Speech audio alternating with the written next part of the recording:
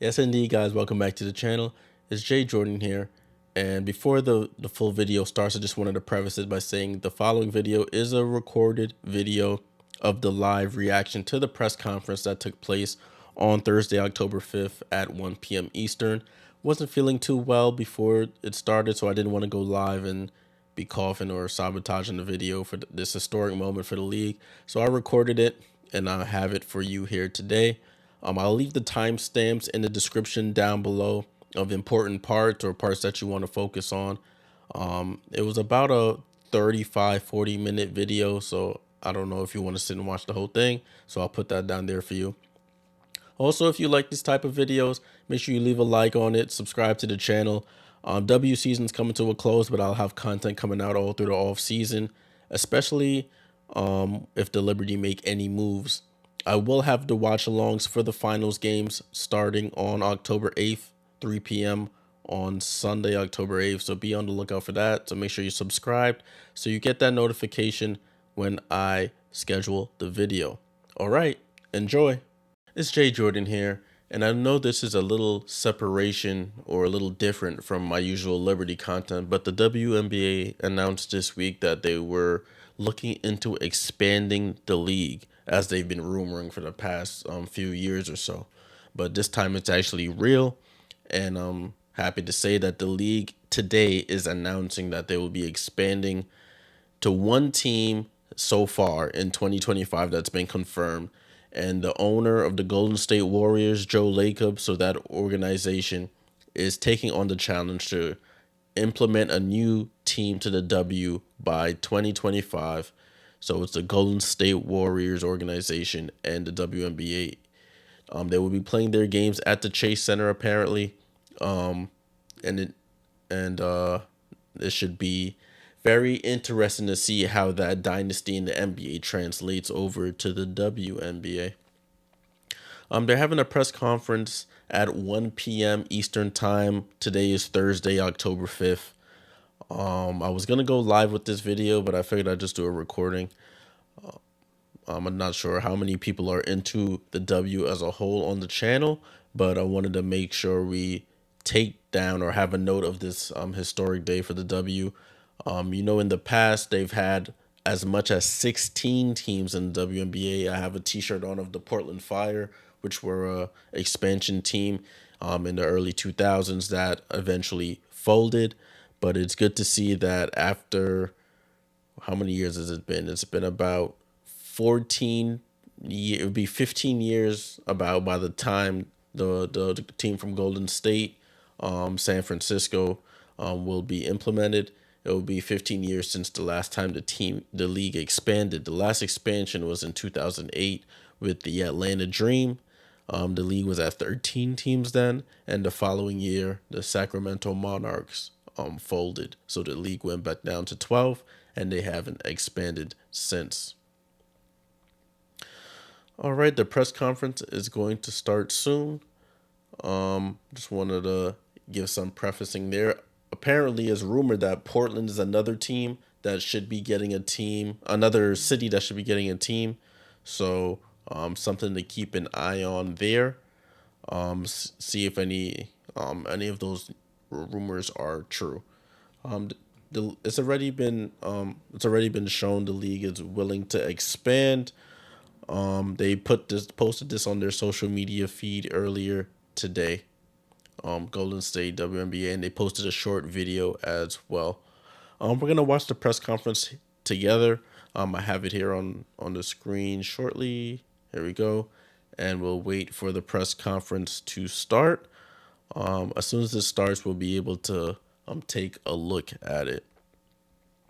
But news around the league, around the social media, has been both positive and negative. Just people saying the players asked for more roster spots and charter flights and all this other stuff, but they decided to go with expansion. Shows the league's not listening to their players, blah, blah, blah. But if you really look at it from another sense, the CBA is about to be done in 2025. We have this influx of talent coming in. We already seen that a lot of the talent doesn't actually make it to an actual roster spot So it will be interesting to see, because now that we're adding a new team, that's another 12 spots, instead of adding 1 or 2 spots to each team. I guess it would equal out the same, but then you would actually see the players getting drafted highly actually get time to play and actually get minutes to play instead of just sitting on the bench behind more proven players. So there's positives and negatives to both. I guess they figured by bringing in an expansion team, especially one with the Golden State Warriors organization, with their success on the NBA level, it should translate over to the WNBA level. They already have the facilities, I believe, so it should be a quick transition for them, and hopefully to get another team in that part of the country and another fan base. We'll see. There's rumors of Portland. There's rumors of Toronto. Rumors of trying to get back one of the old defunct teams like Sacramento.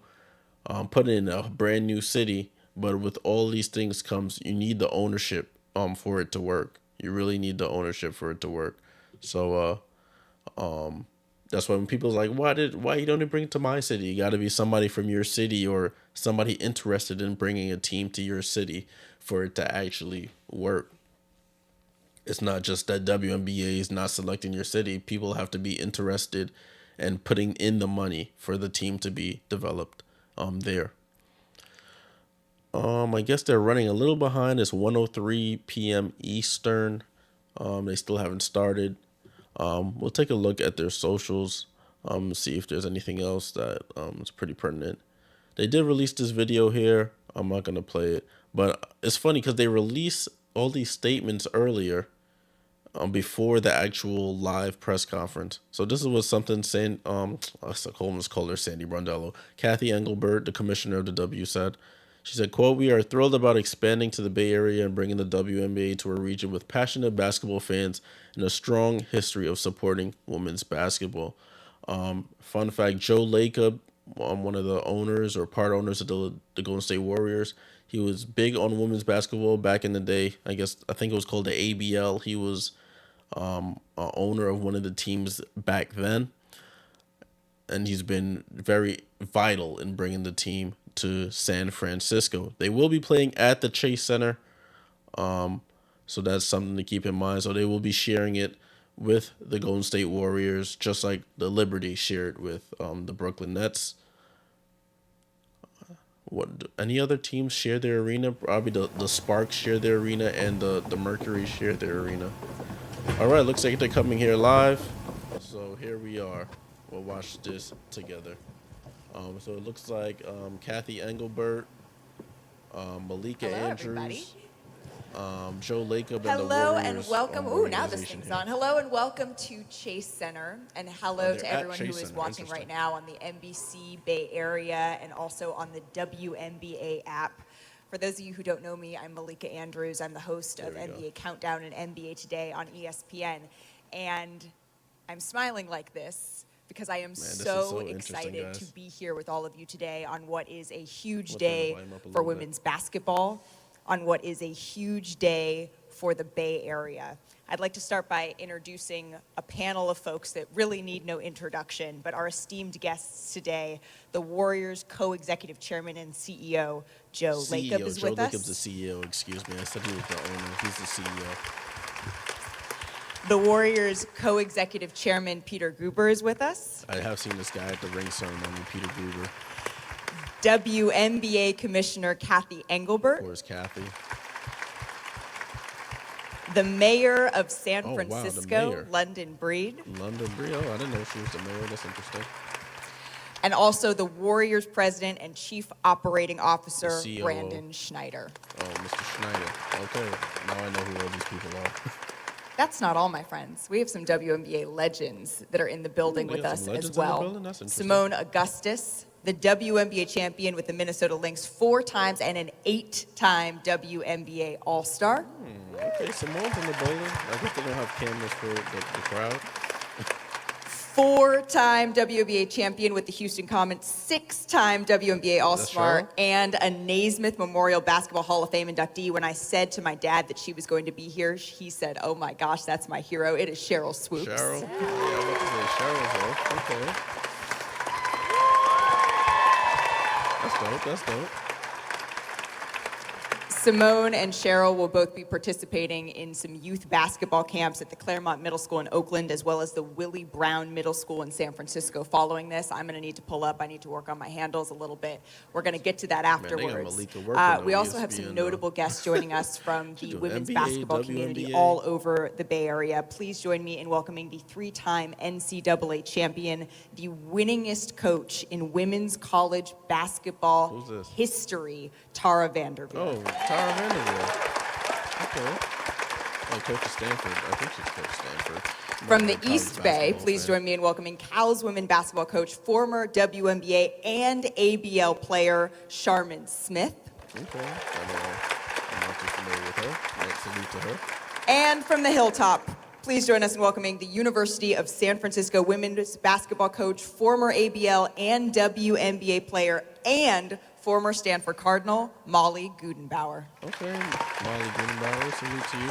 They got all the NCAA women's basketball. So as you can see by the star-studded lineup that is joining us in this building today, it is a monumental day. And without further ado, please welcome to the podium, once again, WNBA Commissioner Cathy Engelbert. All right, Cathy, what you got to say?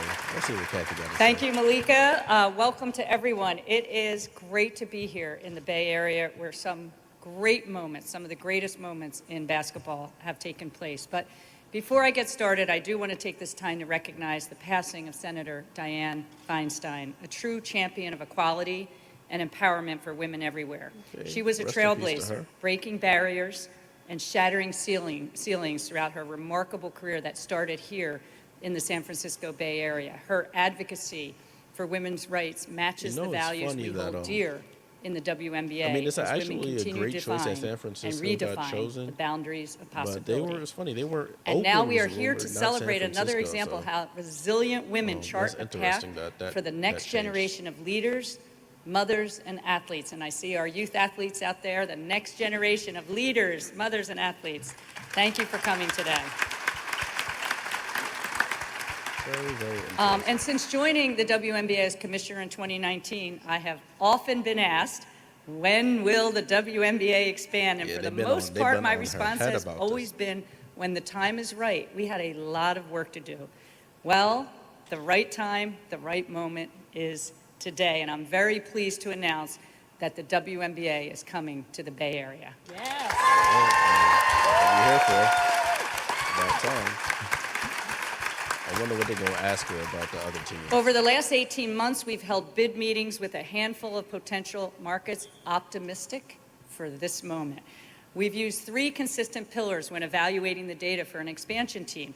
A team in a city that provides a platform for deep and innovative fan engagement, has a clear path for stakeholder and franchise success, and adds value to the current WNBA content, media, and entertainment footprint. And the San Francisco Bay Area has proven to meet the mark and well exceed the mark in each of those three areas. Yeah. The Bay Area is firmly aligned with our already strong fan base of diverse and engaged basketball fans. This is a hub for women's sports with 6 Division I women's basketball teams in the Bay Area, 3 which are represented today, thank you, and strong existing viewership for the women's NCAA as well as the WNBA, even without a team. All this criteria. And you all know it's a global hub of technology and commerce and innovation with 37 of the Fortune 500 companies based here, 102 of the Russell 1000 having their headquarters here in the Bay Area. And then to the players in the game, it has never been better in competitive play at the highest level. But we all know the WNBA represents more than just basketball. WNBA players give it their all on the court, but they also serve as ambassadors of empowerment, community service, and determination in the markets in which they live and work. We can't wait to see how the impact here in the Bay Area grows, right here with this additional team. This is a thrilling time for the WNBA as the longest tenured women's professional sports league in the United States. We just concluded our successful 27th regular season. We saw record-breaking viewership, attendance, digital engagement, and we are heading into the WNBA Finals on Saturday where the reigning champion Las Vegas Aces will take on the New York Liberty, who are making their first appearance in the finals in over 20 years. This is sure to be and outstanding finals. Yeah, she gotta and plug now that. The Bay Area will get to witness that firsthand because of the unwavering commitment and dedication of two special people to my right, Joe Lacob and Peter Guber, and the whole staff here at the Golden State Warriors, Brandon. The core values of teamwork, integrity, and excellence make them an ideal fit for the WNBA. So today, we embark on a journey that will leave an indelible mark on the world of women's professional basketball. We invite everyone to join us, and I want to take the opportunity to say how much we look forward to working together and to say, Joe and Peter, if you could come up, I'd like to present you with an official WNBA basketball and make an official welcome to the WNBA. Salute to them, salute to them. They're a very successful team in the NBA, and I don't doubt for a second that they won't, that they will not be successful. I mean, I don't doubt that they will be successful in the W. They already have the facilities. They have the backing from the owner. So it should be a good time there.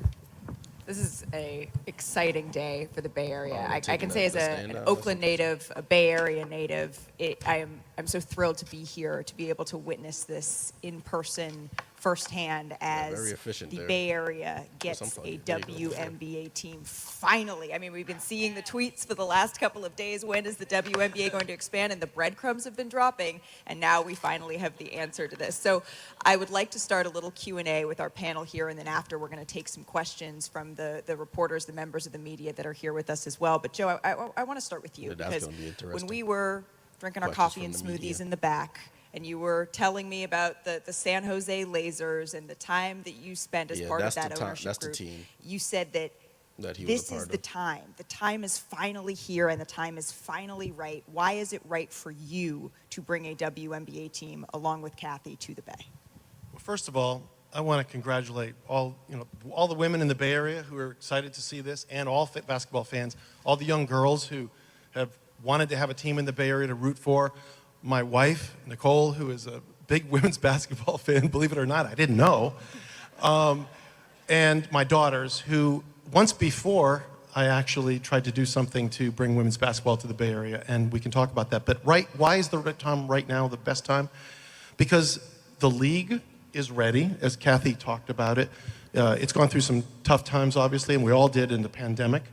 For the last few years, but I think the league is ready for this expansion. Women's basketball in general is taking off. Women's sports in general is taking off in a bigger way. And I just think it's, for the Warriors as well, the right time. We had an arena to build. That took 7 years and a lot of capital to do it and a lot of hard work. We had the pandemic, and everyone around, all the employees of our organization kept saying, when are we getting a WNBA team? Because this is the right place to do it. And it was the right place, and it's now the right time. So we're very happy to be able to do that, supremely excited. I will say, finally, for me personally, this is a tremendous circle, because as you pointed out, in the 90s, some of you aren't even that old, I know, in the audience, and don't even know about this, but there was a league called the ABL, the American Basketball League, which I was a founding partner of, owned a big chunk of it, and owned the San Jose Lasers, and players like from Stanford, Jennifer Azzi, played on that team, and it was doing really well. And then the WNBA came in and kind of superseded us, I guess you could say, and we lost that league, we lost the time. But here we are many years later, the Bay Area is getting that team again. We're getting a team in the Bay Area, and for me personally, this is a very, very exciting moment to fulfill a dream that I've always had for women's basketball. And I will say what I said at a press conference. Brandon doesn't know I'm going to say this, but first press conference for the Warriors is we will win a championship in the first 5 years. And I'm telling you right now, we will win a WNBA championship in the first 5 years of this franchise. Clip it, because it's going to come back to this. I love the ambition. I mean, I know that go in with a positive I think it was Holly Rowe who continues to, when we talk about this, she said, if they build it, they will come. And the WNBA has built it over the last couple of years with fans showing up in droves, Cathy.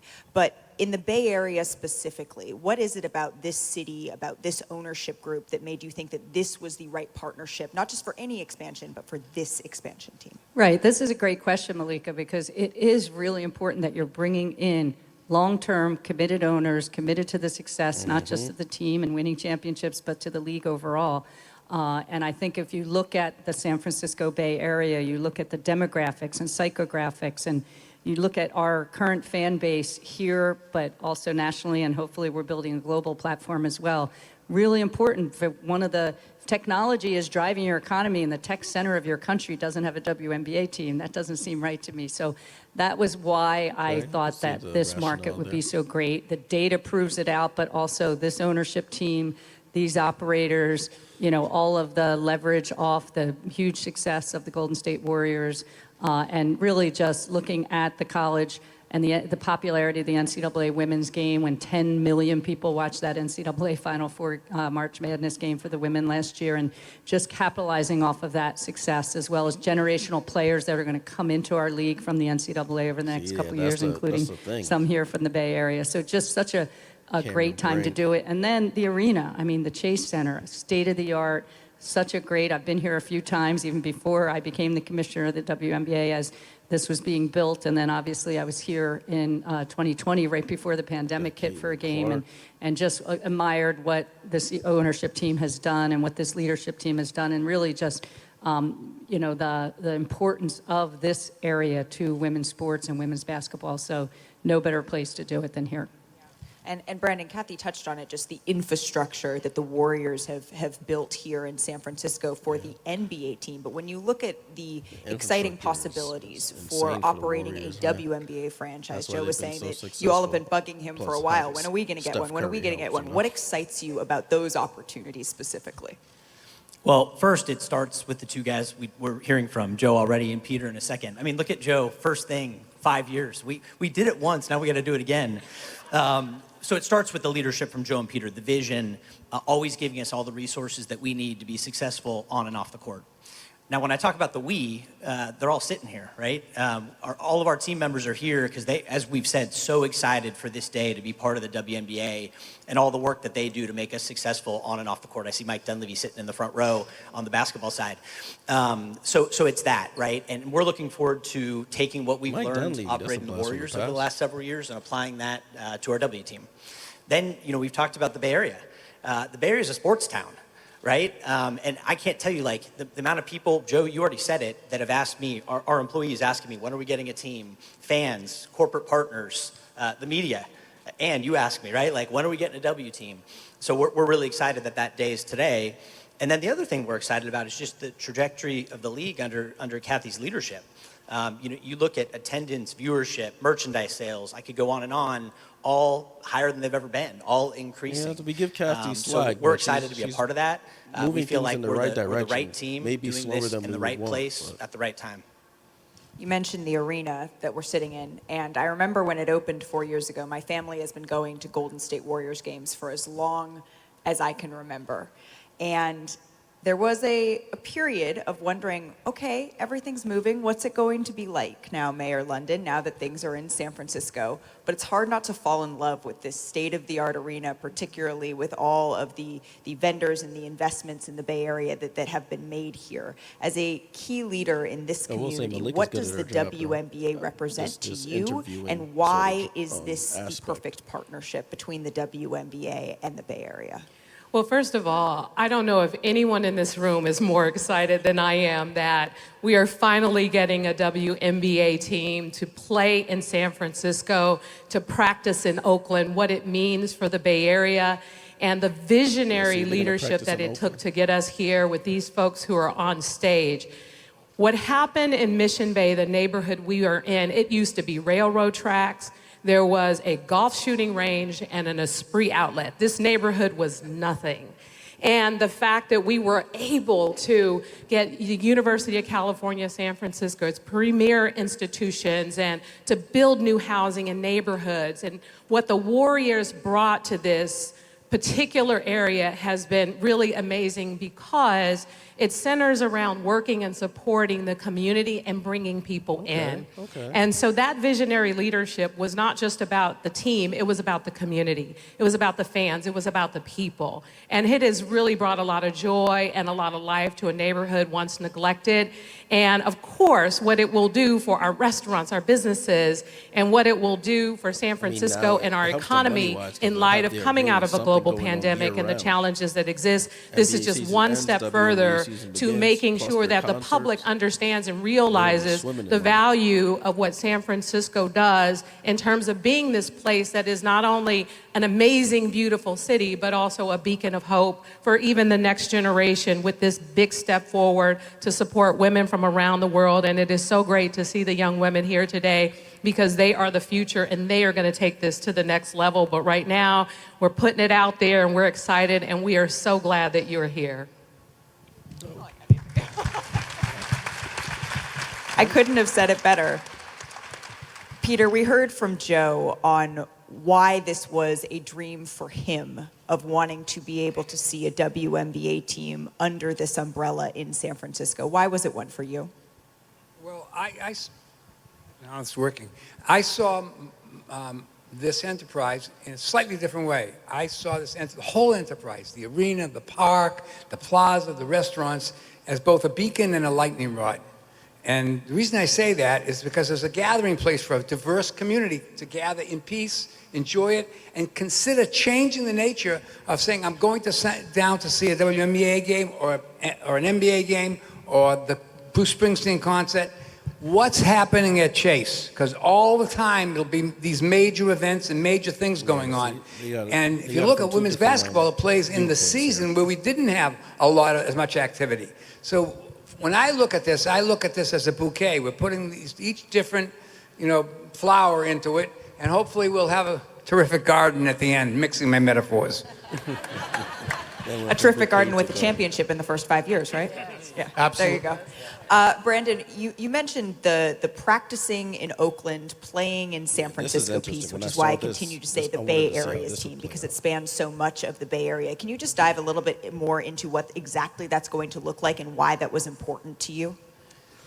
Yeah, so look, we're the Bay's team. We are so fortunate to have Dub Nation around the world, by the way, supporting us, but specifically here in the Bay Area. And we know our W teams can enjoy that same support throughout the Bay. So that was important. Look, the facility in Oakland, our WNBA players need to have the best facility, just like our NBA players have. We're really fortunate to have the facility in Oakland. That's where I went to work for my first 17 years working for the Warriors.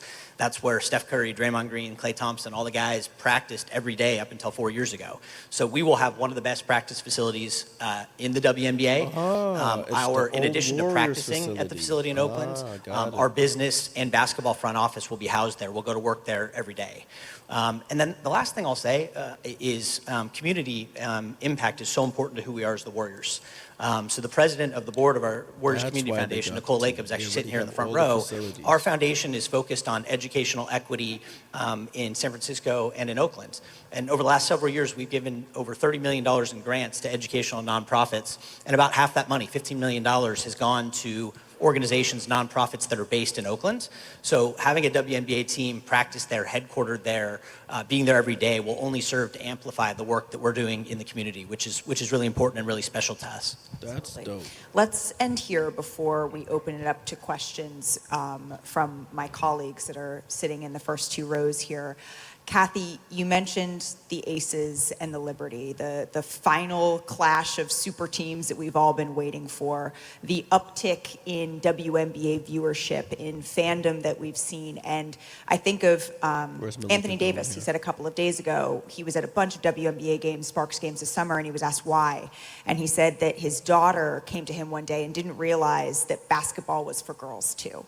And he said, wait a second, oh, no. One of the best leagues in the world is made up of women, and we need to go and see this. So how do you see this team adding on to the development that we have already seen and pushing the envelope and the game forward? Yeah, Malika, it's a huge reason why I'm sitting here today with this ownership group, with this staff, with all of you, is because this gives, again, a huge platform for the next generation of players. We'll add 12 roster spots to a league that needs to grow, that is growing in viewership, as you mentioned, and everything else. But this gives us, again, a big media market, a big place where I think our players are going to want to live and work also. And it's just a huge, these players are such role models for the next generation of athletes, and we know that young girls drop out of organized youth sports at alarming rates when they get to 12 or 13 compared to their male counterparts. So this gives them role models like Anthony Davis's daughter and so many, and sons. I always say when you come to our games, we have one of the most diverse fan bases in sports, and it's young boys and girls. And a lot of people I know who have sons say the first basketball I want them to see is a WNBA game. And again, the game's never been better. Our players, the triple doubles, the double doubles, that the players are showing up every night. This so-called super team matchup between the Aces in New York is going to be great. Best of 5 series starts Sunday at noon your time on ABC, and just the ability to then give hope to other players that we're going to have a team here in the Bay Area, and such a great demographic for our fan base, and to grow that fan base not only here, as Brandon said, globally. One of our big things is I've admired what the NBA has done in their global platform, and we need to do the same thing, and this will help that as well. I'm so glad you said that. I expect to see this arena full when this opens up, because there is no better fan base than the fan base that is in the Bay. With that, I'm going to do my best Raymond Ritter impression, and I'm going to say that there are mics available for members of the media. Please state your name and affiliation before directing your question. Let's see. Ann. Yeah. Hi, Ann Killian with the San Francisco Chronicle. Joe, you mentioned your full... Why did I know this was going to be for me? Well, I'm old enough to have been there with the lasers. Can you reflect back on that full circle moment a little bit, and maybe give a little more detail about why this is such a different market time? Why it's such a different time in terms of, the investment, the business, the sponsorships, all of that? Well, we bought this team, Peter and I and our group, in 2010. And you may remember we had a little bit of a rebuild to do. Really on the basketball side, but also on the business side as well. And obviously today, here we are 13 years later. This is year 14. I can't believe that much time has gone by. But, we've built a great organization. We have almost 600 employees in total now. I mean, we do a lot of things here, run restaurants here. It's just been a lot of work to get to that point. And building this arena was 7 years. The pandemic took several years out of it. I think it's finally the moment when we feel as an organization that we can do our best job to have a WNBA team in this building and in this market. And I also think that women's basketball, women's sports in general, is really starting to take a big upswing, as Malika spoke about. And sponsors are all, I can tell you right now, we're talking with them. Brandon's better to comment on it. They're all interested in being involved. That's different than it was even 5 or 10 years ago, never mind 15 years ago or 20 years ago. So I think it's a very different time. The league is really poised to take off in a big way. We believe that, and we want to be a part of that. We think this is the time to jump in and to, obviously use the great base that they have built in terms of a league. We've got 2 great teams playing in the championship this year, which I think is great. But we can now come in here. We're ready. They're ready. And this Bay Area is ready. And also the difference from when you started the ABL. That is a long time ago. That was either 1995 or 1996, which I shudder to think of how long ago that is. And when I talk to my own daughters, who I did it for back then, I mentioned it to them, and they're like, they don't really remember it. They were just young girls, which was sad to me. But and I talked to a lot of young people. It's like, who are the San Jose Lasers? They know Stanford women's basketball because we have the greatest women's basketball coach in the world sitting right here today, who, Tara is incredible, and I've been to so many of those games and had season tickets there for so many years. But from a professional standpoint, and the Lasers were a long time ago, we did sell out. We did very well when we did it, but we couldn't compete, with the WNBA getting into it.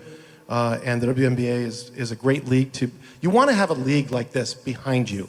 It's very hard to start a new league, and the ABL was a new league. And I didn't realize how hard, I'd done a lot of startups, but I didn't realize how in sports, how hard that would be to do at the time. So I'm a lot wiser now, a lot more experienced. We are a little more experienced, and we're certainly well capitalized and have good facilities. So we're looking forward to it. Good answer, good answer. Jason Dumas, Cron 4 Sports. This is for Joe or Peter. Have you guys come up with a team name yet? And if not, how's that process going to go? They look at each other. Since we don't have one, we're looking at each other like, what do we say? We don't have one yet, but we will shortly. And I'm getting a lot of suggestions. I'm sure Peter is too. Even driving up here today, last night at dinner, the name game is ongoing. So we're going to try to come up with something that makes sense. Don't have a name yet. And hopefully it'll be a good name and reflect what we have going on here in San Francisco and in the whole Bay Area and women's sports. Not unimportant, though. Titles are really important in any entertainment product. So you want to get that right, Joe. We'll do that, right, Brandon? That's right. And we'll win a championship in the first 5 years. Everybody passing the buck. That's funny. I'll take that. Michelle Smith, the Next Tubes, for somebody who's been covering this league for 28 years without a team in my market. It's a good day to be here. Cathy, this is for you.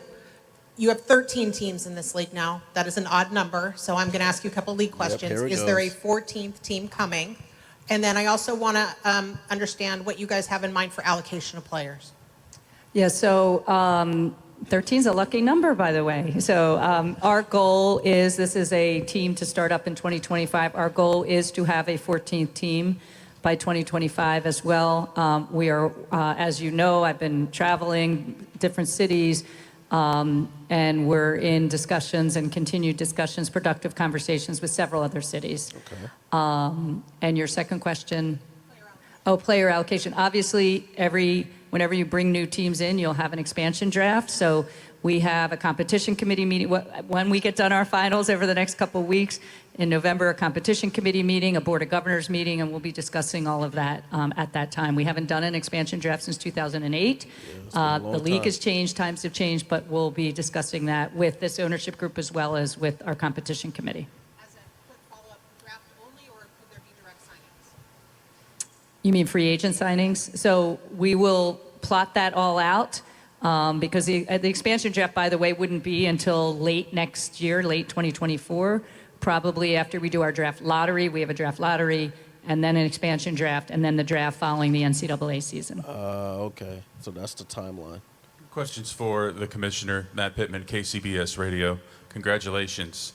Piggybacking off of the last question, in the preliminary conversations about expansion draft and player allocations, given just the sheer talent in the league right now across all current 12 teams, it's the highest that it's ever been, both individually and from a team perspective in league-wide competition. Do you view the process of an expansion team being different from those in past years with the WNBA, based on the fact that there's just so many very, very good players across so many different teams? Right, again, as far as player allocation, expansion draft, we'll have more to say on that. But I think we're adding 12 roster spots here in the Bay Area. For the Bay Area team, if another team comes in, that will be 24. That's a lot of roster spots, but we know WNBA is one of the hardest leagues to make a team. A lot of our draft picks do not make a team, even first-round draft picks in some instances. So this is partially to give new opportunities to that next generation coming out of the NCAA system, and then maybe some players that didn't make teams this year. So again, we'll have more after we get through a diligence process with these owners, if we bring in another ownership group as well as with the competition committee and our board of governors. So these are very important decisions to make since we haven't done it in over 15 years. More to come on that. We'd like the best players from those other teams, if that's possible. The nice thing about the comment was the depth of the talent in this league has never been better, and the depth of the talent and breadth of the talent coming out of the NCAA system has never been better. So this is a very good problem to have, by the way. It's a really good sign and signal of the growth of the sport, both here in the U.S. and globally. And we also have 23 players from outside the United States of our 144, so we're growing our global ranks as well. Alex Simon from SF Gate. Joe, when you talk about the value of women's sports going up, expansion fees are a big part of that. Locally here, a women's soccer team paid $53 million to get into the NWSL. Can you confirm to what extent you guys have paid to get into this league? That's really for Cathy to address, to be honest, but I'll just say it was a lot. So I'll say, obviously, from a league perspective, we've seen the valuations of our franchise going up. This is a record-breaking expansion fee, but there's so many other investments in starting up a team, in arena, in locker rooms, in the practice facility, in player housing, player experience. We have, you know, a very vibrant free agency system here in the WNBA, so this ownership group knows they're going to have to invest significant amounts in the first couple years of startup in order to win that championship in the first 5 years, but significant investment. We're really proud to have them as partners stepping up. Gee, it sounds like a lot of money, and people not willing to pay No, that. it's significant and record-breaking. They do trying to get how much money? Hi, Cathy. Janie McCauley from Associated Press. Nice to see everyone. The city of Oakland has taken kind of a beating with its sports teams in recent years, losing the Raiders, potentially losing the A's, even missing the Warriors coming across the Bay. How much does it mean to you? And I'm not going to guess that you've followed any of the A's drama, but does it mean something to you to have this franchise connected to both sides of the Bay, and maybe some of you Warriors executives could also speak on just having a presence in Oakland and what that might mean to uplift the city? No, absolutely. We've had players come from the Bay Area and Oakland specifically. We have people who work for us who live there. So it was a very significant part of making sure that from a community perspective, this was the Bay Area and not one part of the Bay Area. And then having the practice facility in Oakland, having the offices in Oakland. Yes, that was all an important part of how we thought about the demographics and the psychographics of this region, I'll call it. So I think, you know, I'll let the Warriors comment on their perspective on that. But yes, that was certainly something that was attractive. Yeah, I'll just echo, Janie. I agree with how you framed it. You know, having the presence in Oakland, the physical presence, which we've maintained the entire time, but having now a team that's headquartered there, that's practicing there, I think is really important. You know, we said we're the Bay's team with the Golden State Warriors. I think our W team will definitely be the Bay's team. And so having that physical presence, I think, just underscores that point. Hey, Joe, Dalton Johnson, NBC Sports Bay Area. Just wondering to clarify on the team name, as you guys look to represent the entire Bay Area, practice in Oakland, play here, would you guys begin with Golden State? Again, I wish I had an answer for you, but if I speculate, I'll probably be wrong. We just, you know, we don't know yet, but we will soon. We're going to look at everything. I think you can really press it on this name. I think you can probably assume it's going to be reflective of the entirety of the Bay Area in some way. Good One answer. more for the commissioner, Matt Pittman, with KCBS Radio, right over here. I think the headline in a lot of other markets from this press conference will be, oh, she did. She said 14. So now let's let that, you know, rumor mill start to begin. In terms of that, without asking you to speculate, I wouldn't do that, but just up north in Sacramento, several years ago, their NBA owner promised to bring the Monarchs back to the WNBA. That has yet to happen. Oh boy. However, there has been a significant revival in their professional basketball community with the success of the Kings. They have a beautiful new building. Is, as much as you can speak to it, the city of Sacramento on the league's radar? So I would say we have, the nice thing about growing a women's sports property is we have a lot of cities interested. Sacramento is definitely one of them. I've made no secret, I've been to Portland, I've been to Denver, I've been to Toronto. We had a sold out preseason game in Toronto this year. So Philadelphia, there's many, Charlotte, there's many cities who have reached out to us. Okay, so she named a lot. With different ownership groups, and we continue to have productive conversation with all of those cities. But yes, Sacramento is one of those on the list. And I want to just add, can we just enjoy the moment and make sure San Francisco is in the title of any of your stories? You can add Oakland, but San Francisco first. I respect it, though. Everybody asking about everything else. Kevin Danis, Santa Cruz Warriors. Joe, another name question. I know nothing's been decided, but will the team be called something other than the Warriors, or will the Warriors be Oh my goodness! How in many times are going to consideration ask as this well? question? Nothing has been ruled out, and nothing has been chosen. So I don't know how I can address it anymore yet. I just don't know the answer. It's certainly a consideration to use that, but there may be reasons not to use it. So I really the same question over and over. we will have different information for you. I promise you'll all get to know. We will not keep it a secret when we decide, and that will be pretty soon. Jeez. Christina Carl from the San Francisco Chronicle. I did want to ask, it is a great day, obviously, for the Bay Area. Could Mayor Tao not make it from Oakland? Oh. Does anybody know the answer to that? So Mayor Tao was invited to join us today, but had other obligations, so couldn't make it. Good save there. They all looking at the All San right. Francisco Well, I've been mayor. trying to marinate on names to think about what I can throw into the hat. You said it has to incorporate all of the Bay Area, like the Bay Area hyphy. Is that something that we can put into consideration, or is that Let me add that to the list. Okay, just add that to the list for me. Thank you so much to everyone who tuned in to watch our press conference on NBC Sports Bay Area, as well as on the WNBA app. This is such an exciting day for the Bay Area, and I know San Francisco should go first in the headlines, but I just want Oakland loud and proud in there as well. I hope everyone will join us in Thrive City for the basketball clinics with Cheryl Swoops and Simone Augustus. Thank you so much for coming out. We appreciate it. All right, and I think that should be it. Looks like everybody's getting up. Press conference concluded. All right. All right, guys. So that was the press conference. Thanks for hanging around for that.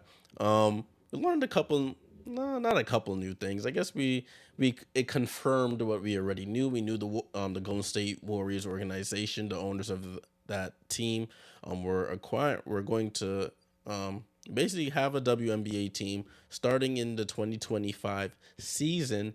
What we did learn, we didn't learn the name because they don't have a name yet. We did know they're going to practice in Oakland because they're going to be using the Warriors' old facilities and playing at the Chase Center in San Francisco. So it was a whole Bay Area thing. What else did we learn? We learned that there is supposed to be one more team in before the 2025 season. We don't know who that team is. We know all the cities she's visited, but we don't have a name or a city for certain. And that's really all we learned. That's it. Oh, I almost fell off the chair. All right, guys. Thanks for tuning in.